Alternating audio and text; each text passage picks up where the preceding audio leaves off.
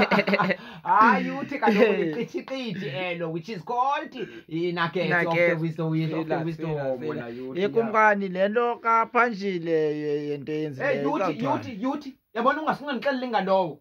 Unganixeleli ngalowo. Yabona lowo namarasta siyibeke apha yatyiwa ngamantshontsho nomalakhi nomacozoma. Indaba yakhe uPhanjile asizumgweba qha uPhanjile.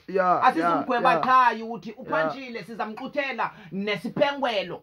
Yeah, sizamdimota uPhanjile because yila authority le imoshileyo. Yila authority ucimba the whole rasta linesiphengwelo wena yuthi libhanse umntana yuthi sexual harassment mosleyo liphinde liquthe ke ngokwayi irasta eliyicriminal yuthi. This is more than a disgrace yuthi. We call this yipapa clumbing.